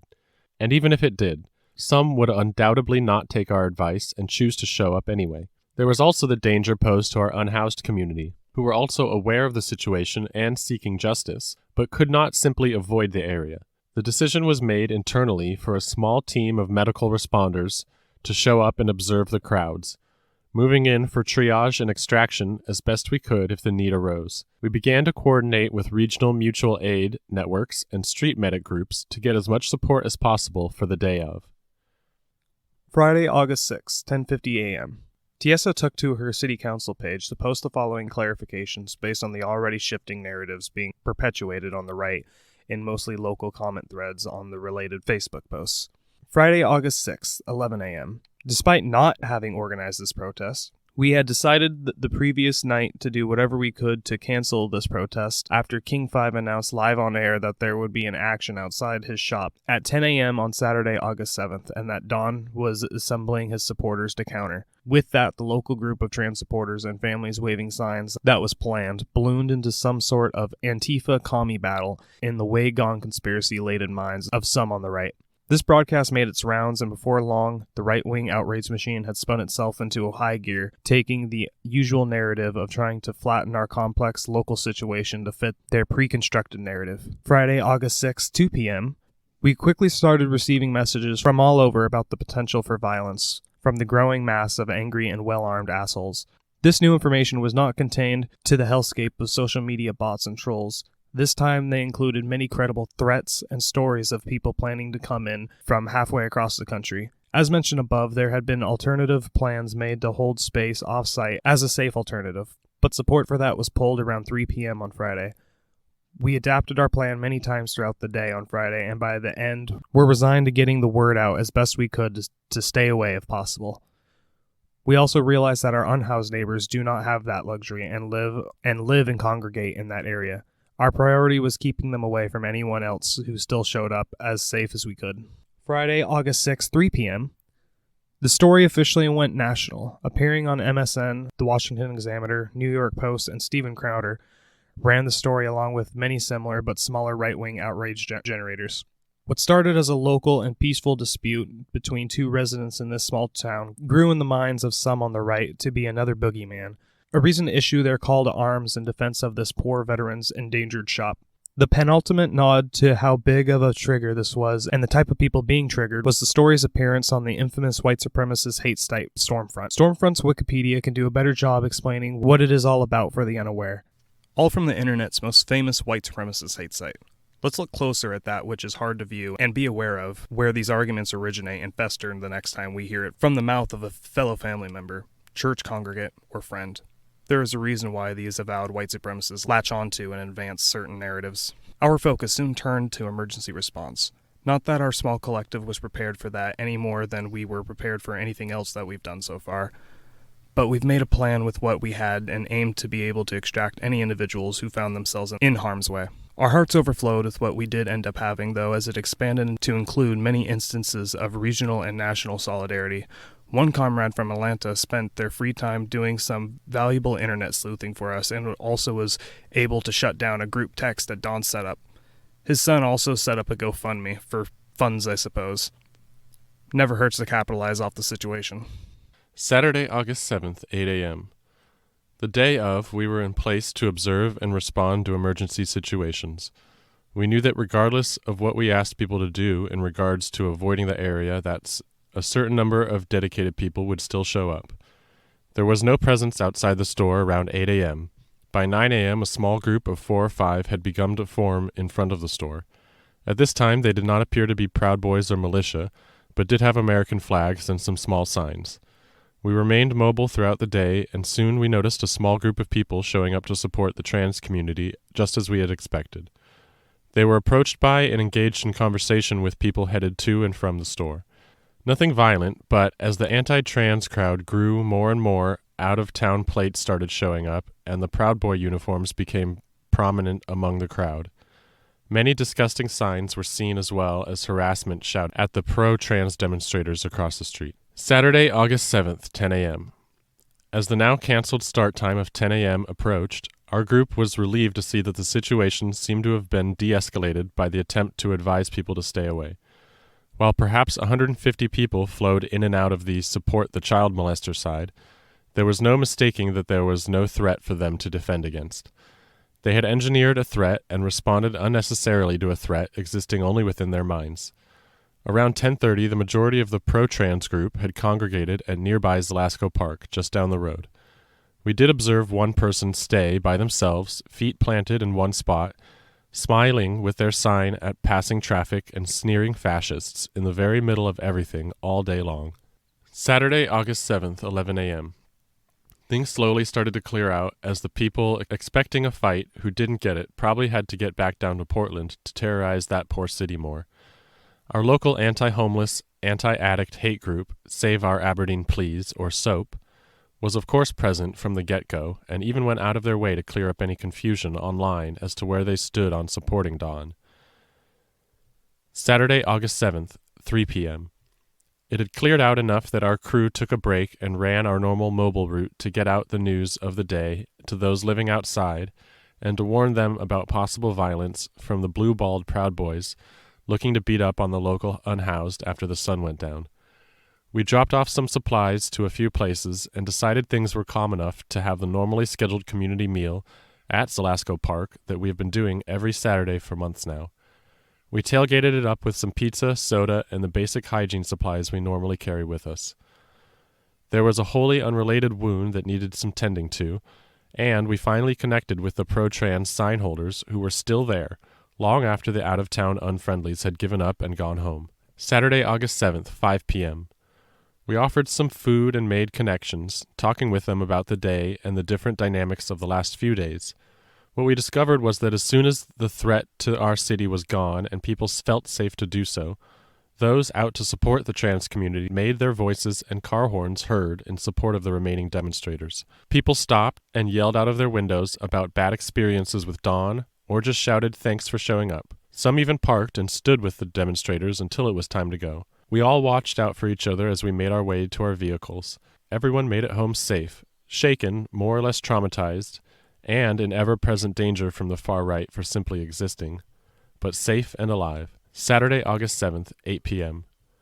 Immediately that same night, we began the process of sharing resources for recovering from trauma and compiling the timeline events that served as the backbone for this article. We searched through every article from every outlet on this story, and it turns out that most of the reporting is just a copy-pasting of the King 5 article or the Washington Examiner. But they showed a timestamp of the progression of this story's journey around the world. The overriding assumption we had been working on was that King 5 was the first outlet outside our local area to pick up the story and announce the time and place of the protest to the wide world. We were wrong. It turns out that after looking at all the timestamps, it appeared on Stormfront hours before appearing on King 5. In other words, it appeared on Stormfront before it left the harbor. When we examine the thread from the explicitly white nationalist, white supremacist website, we can see that it appears for the first time at 7:41 a.m. on August 5th. It would not appear on King 5's live broadcast until 4 p.m. that same day. This is not altogether surprising, since our area is ripe with neo-pagan fascists and neo-Nazis. It also fits the pattern of these message boards not being the place where right-wing talking points end up, but often where they originate. This phenomena of right-wing narratives and conspiracy theories originating in neo-Nazi corners of the dark web, then making their way to the average American dinner table, is starting to be more well understood and well documented. Even John Oliver did a famous segment on the white supremacist to Tucker Carlson pipeline. This well-funded hate machine picks up a narrative from the sorts of places where people aren't afraid to say, "It's the Jews," and it gets bounced around the lower-level Andy Ngo/Steven Crowder grifter types, where the language must first be coded to talk about a capital A Antifa and BLM or the Democrats, instead of the Jews, yet the overall narrative stays the same. The timeless chant of the oppressor. Be scared. The reason you have so little is because of those with less power than you, not more. You think you have complaints now. Oh, just wait. If you don't support me, you could have even less. These people who disagree with us aren't even real people, Americans, etc. Well, we think your politics are boring as fuck. After being laundered for a more mainstream audience, primed for years to look forward to turning their outrage to a new manufactured problem delivered to them by Fox, it makes its way to Tucker Carlson and boom, and that's how you get white supremacist narratives at your dinner table. Our group actually ended up being called out by Andy Ngo on his Twitter. For those who are unaware, Andy Ngo, who we have it on good authority, is the type of person who leaves their brights on as they pass you. Is a low-effort troll on the far right. He is famous for his doxing of anti-fascists and leftists and so-called Antifa. It's hard when everyone is Antifa, though. After losing his job at the Quillette for witnessing the Proud Boys planning a violent attack on Portland activists and doing absolutely nothing to stop or report it, he now poorly edits the Post-Millennial. Think Der Stürmer meets Vice News, and is known to love a nice cold milkshake on a hot summer day. Fucking milkshakes. He sees Antifa as a boogeyman, a shadowy organization that controls all dissent and all opposition to those whose political leanings could well be described as fascist. He probably checks under the bed each night. Poor guy. Andy Ngo uses Antifa as a tool to code for more standard white supremacist thoughts, as well as stirring up the outraged trolls of the far right to harass, threaten, intimidate, and dox people he deems to be Antifa. Him and others like him helped create the narrative that our group was Antifa, either some invading force from Seattle or Portland, or perhaps an outpost located in Aberdeen itself. They also created, out of whole cloth, the idea that what was intended that day, and ended up being the case ironically, was not a small local affair, some sign waving in support of our trans community, but in fact Antifa coming into Aberdeen to destroy this poor veteran's business. They accomplished this whole feat in less than 24 hours. The participants in this network all live in Grays Harbor. As previously mentioned, the, quote, counter-protesters did not. So, an outside force of armed and violent people did descend on our town in order to save this man from a supposed outside force coming to descend on this town, a wholly manufactured narrative they themselves created. They supposedly came to defend his free speech as well. What this means is that a small group of people in a city somewhere else can ask their friends on Facebook to join them at a corner downtown to express their own free speech and demonstrate for their firmly held beliefs, and some group of out-of-towners looking for a fight might very well come into their town to shut it down. That's what they did. They came in to intimidate us, harass us, and scare us into not coming down to enjoy the very same right they are supposedly standing to defend. The hypocrisy does not end there. We mentioned previously that soap made an appearance.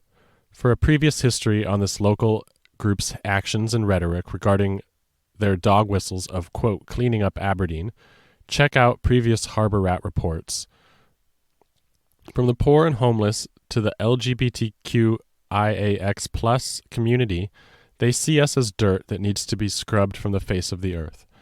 They see us as a virus, not their peers, not their family, not their neighbors. They have completely dehumanized us for many years, and now we see the results.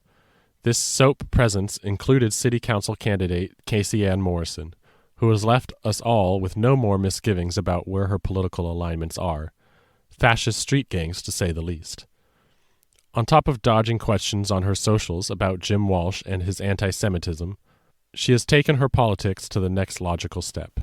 Casey Ann is saying that because Tiesa sits on city council here in Aberdeen, that she was, and presumably always is, automatically acting in her role as a councilwoman, and therefore the actions in the video must constitute government interference in business. Well, we have news for you, Casey. Willapa Behavioral Health is a business too.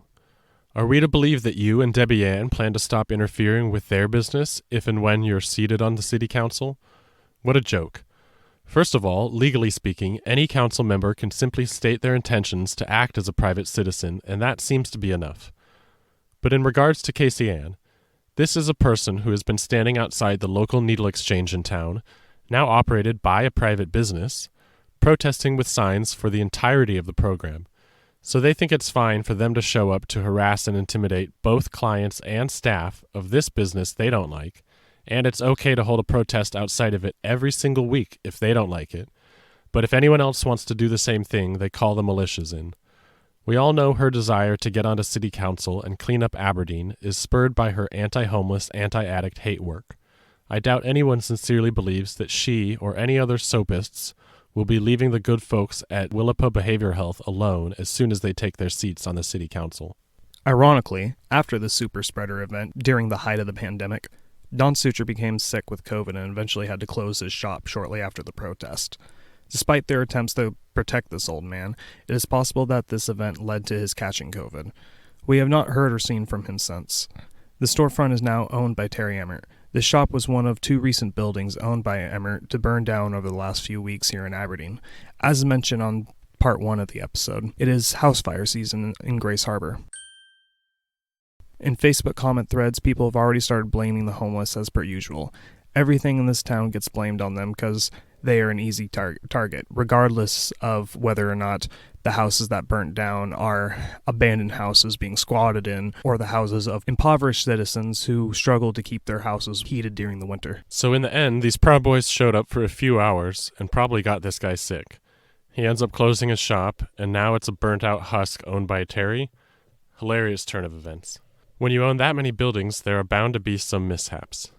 Maybe Terry was trying to get some insurance payouts for a few of his decrepit buildings. Hey, if those buildings can't be opened up and used for the community, then fuck them. Who cares? Well, yeah, a lot of those buildings could be housing people right now. We could open them up and start running community-centered programs out of them at a grassroots level. Let the community have them for whatever it needs. Leave those decisions up to those who it affects. These are exactly the kind of things that politicians just can't help us with. These aren't policies we need them to enact on our behalf. These are ways of reorganizing our lives so that we spend our efforts meeting the needs of our communities, not slaving away so our landlords can profit off of us. They can't do it. It's really not their job. And even if they happen to be so inclined, they would never be able to do it anyway. That isn't how things work, is the refrain you'll get from normies when you suggest these sorts of actions. Oh, that's not realistic. Which is more of an acknowledgement of the problem than an excuse for not acting.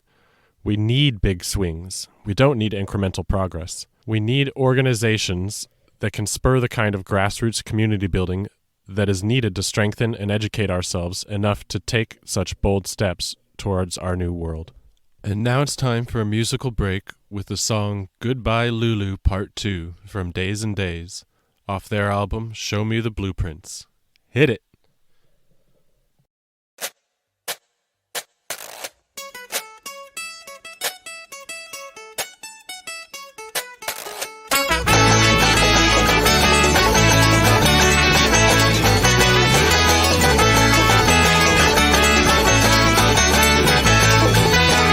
It's been fun for a spell. I wish y'all will. I try to overstay my welcome, so time I go. And even though now I must split, please never forget you were the ones that made this planet feel like home. So peace out, farewell to everyone, everything. Thanks for the memories. I'll catch you down the line when we regroup.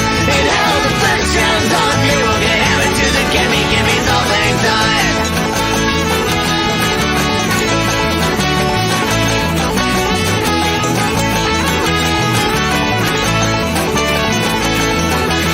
When you look back on the good old days, I sure hope you remember me fondly.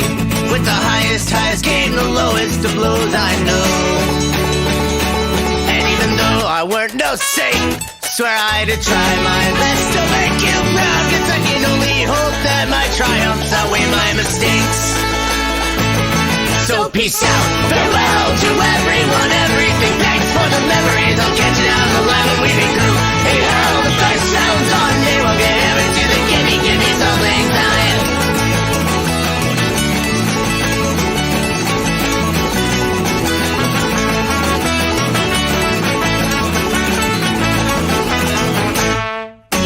Stories and songs we can live forever. Our bodies are not so resilient, unfortunately they'll succumb to decay. Once I am banished from this world, if you find yourself feeling lonely and light years from okay, just hum this tune and I'll be right back here with you. Peace out, farewell to everyone, everything. Thanks for the memories. I'll catch you down the line when we regroup. And now the first round's on me. We'll get hammered to the gimme's all lang syne. Peace out, farewell to everyone, everything. Thanks for the memories. I'll catch you down the line when we regroup. And now the first round's on me. We'll toast to the world that we left behind. Yeah, we'll toast to the world we left behind. We'll toast to all we left.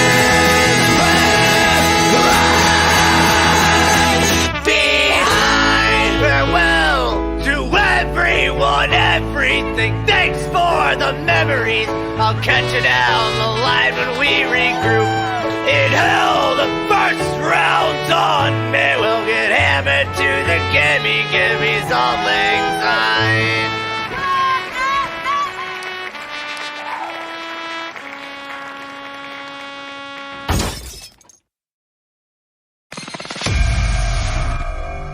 We can see many cycles within what we've talked about today. We can see that every year there is a scare campaign by local businesses in regards to the homeless. Every year there is a pushback against the emergency cold weather shelter by the same far-right actors. Every year a different agency applies to hold the shelter because of the craziness of last year's shelter. Every year there is an increase of deaths around the winter months. We saw politicians flip-flopping on issues and making hasty decisions. What started as a liberal mayor's misguided attempt to, quote, solve a problem has devolved into a years-long debacle that has ended up even closer to the same train tracks they tried to remove them from, and in even worse conditions. This move to evict a long-term stable camp has resulted in more people being displaced, more right-wing scaremongering, more deaths, and worse living conditions. A grassroots, self-managed community was destroyed by the state that day when the bulldozers came, and despite multiple and continued promises to offer the dwindling former residents some remediation or some sort of long-term solution as to where to live, the City of Aberdeen has made no tangible efforts to do anything that would materially benefit the people on the streets. Why should we tolerate this system? That which allows for rich developers like Charyan to hoard over 60 properties, mostly derelict and vacant, while our friends and family on the streets suffer in a camp under a bridge and split by train tracks. The current situation was only ever temporary to begin with, as was the place before that. What people need is some stability, a place to call home, a place they know they can stay and build something of a life for themselves and not be subjected to the cruelty of the state. No ethical person would allow humans to starve and die in the cold while all these potentially habitable buildings rot from neglect. This happens because our legal system protects property rights more than it protects its citizens. It prioritizes capitalist interests by not taking these abandoned buildings for community use, instead letting them just get bought up by gentrifiers like Terry Emmert, who will eventually align with the city to eradicate the current population, especially the poor and unhoused, to make room for the following population of newcomers wanting to live in the modern tourist trap rendition of a quaint logging town with some cool musical lore, lots of craft beers, and plenty of shitty art. The city spends money on watering its rows of pink flowers each summer, while mutual aid volunteers make sure camps are stocked with water. This is the system we have, but it can't be the system we assimilate into. We have to do more than simply fill the gaps being left open by the state and nonprofit sectors. We cannot be their safety net. When they realize we will perform this role, then they will count on us fulfilling it in their calculations. Our mutual aid risks being co-opted into the very system we should be resisting. We are not here to prop up the system of oppression that gives the others authority over our lives and our communities. We have to mount resistance. Grassroots direct action to start to organize our communities. If we simply hand out food, supplies, and care, we risk becoming charity. We must remain ever aware that our free labor will be exploited by those who we allow to do so. Whether public or private, home and land occupations have been a mainstay in radical political tendencies from the beginning. The ability to use your mere existence, your very presence to make a strong political statement, has always interested the most radical among us. Why shouldn't we continue to learn from and improve upon the tactics of occupation to suit our current needs? The buildings in this town belong to us. They are resources of this community, not commodities to be exploited for the financial gain of a few.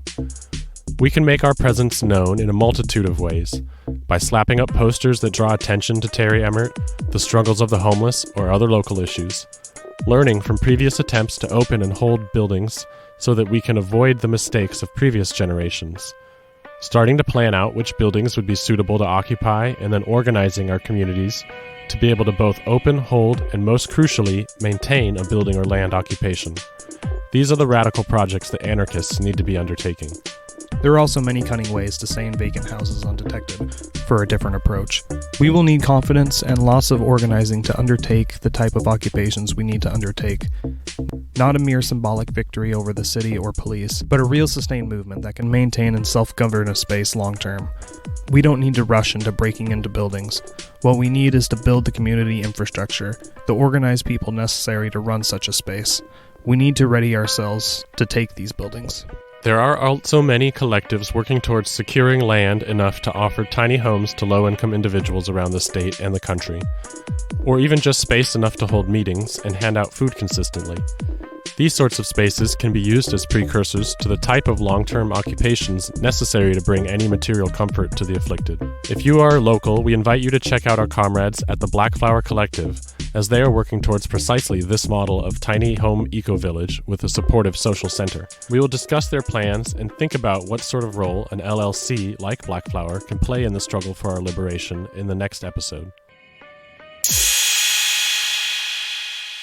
Thanks for tuning into this episode of Molotov Now. We hope you found it informative and inspiring.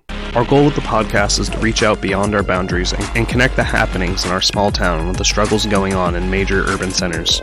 We want to talk to you if you're a big city organizer. We think we have a lot you can learn from, and we know you have much to teach us. If you would like to come on the show, please email us at sabo_media@riseup.net with the header Molotov Now, and we will be in touch about setting up an interview and crafting an episode to feature you. We want to give a shout out to our friends at the John Brown Gun Club, who showed up to help provide security for our local drag show in the wake of ongoing national terrorism by the far right. Queer Satanic, who after winning in court are still raising money to pay for their legal fees from the failed lawsuit levied by the Satanic Temple, and are always appreciative of any donations to their legal defense funds. To donate, their website is queersatanic.com. Don't forget to go to bit.ly/LakotaLawICWA and sign the petition by the Lakota People's Law Project telling Joe Biden and attorneys for the Department of Justice to do everything in their power to protect the Indian Child Welfare Act and defend Secretary Deb Haaland. We want to thank the Black Flower Collective for their continued support and wish them luck in their fundraising efforts. To support them or learn more, their website is blackflowercollective.noblogs.org. It is the heart of winter, and we are still without shelter in Aberdeen. Without intervention, more and more of our homeless population are becoming casualties of the state. Chehalis River Mutual Aid Network is still running a winter fundraiser to buy warm weather gear for the homeless. To donate, visit bit.ly/ /CRMAN donations. Collectiva, the anarchist Mastodon server, is growing faster than ever thanks to Elon Musk's stupidity, as many activists close their accounts for bluer skies and can be seen in the fluctuation of followers over on IGD's socials. Join at collectiva.social, KOLEKTIVA, and follow us and other online activists on decentralized federated internet. Thank you to Daze and Daze and the window-smashing job creators for letting us use their songs on the program today. Don't forget, the Communique is looking for artists and author submissions. Please write to sabo_media@riseup.net to submit your entry before March 6th for our Spring Equinox edition. Thank you to Pixel Passionate for producing our soundtrack. Please check out their website at www.radicalpraxisclothing.com and check out their portfolio in our show notes. Remember to check out Sabo Media's new website for new episodes, articles, comics, and columns. We have new content all the time. Make sure you follow, like, and subscribe on your favorite corporate data mining platform of choice, and go ahead and make the switch to federated social media on the Collectiva Mastodon server today. At Aberdeen Local 1312 for updates on Sabo Media projects such as the Harbor Rat Report, the Saboteurs, Ask Annie, our podcast Molotov Now, and many other upcoming projects. That's all for tonight. Please remember to spay and neuter your cats, and don't forget to cast your votes at those who deserve them. Solidarity, comrades. This is Molotov Now, signing off.